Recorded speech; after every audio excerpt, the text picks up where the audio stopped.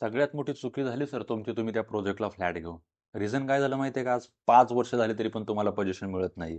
त्याच्या मागलं रिझन भरपूर सारे आहेत. पण आजच्या कंडिशनला जर तुम्हाला खूप मोठ्या लेवलला इन्व्हेस्टमेंट करायची असेल आणि जर तुम्हाला स्वतःचं प्रॉपर हक्काचं घर जरी पाहिजे असेल ना, तर तुमचं काम आहे तुम्ही राईट पर्सनला तुम्ही इन्क्वायरी केली पाहिजे.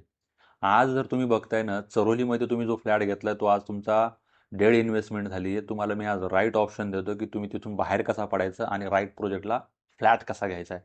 आज मी तुम्हाला दाखवतोय चरोलीमध्ये 750 प्लसचा कार्पेट एरिया फक्त आणि फक्त 50 लाखात बसतोय हा. ते पण विथ 2 बाल्कनीज. आणि जर तुम्ही 3 BHK साठी जाताय तर 3 BHK ऑलमोस्ट 950 पण आहे, 900 पण आहे. मिनिमम तुम्हाला प्राइसिंग चालू होते 75 पर्यंत तुम्हाला 3 BHK बसतो. तर लक्षात घ्या, तुम्हाला ही जी चूक झाली ती सुधारायची आत्ताही चान्स आहे. आणि अशी चूक तुमची होऊ नये यासाठी तुम्हाला घ्यायची प्रिकॉशन.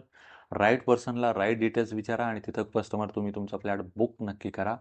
कारण तुमचा पैसा हार्डकोअर पैसा आहे. कुठंही मार्केटला टाकू नका. राईट प्रोजेक्टला टाका, राईट ठिकाणी टाका. त्यासाठी हाऊसिंग हेल्प तुमची मदत नक्कीच करणार. एक कॉल करायला विसरू नका जर तुम्हाला प्रॉपर्टी घ्यायची असेल तर. Thank you so much.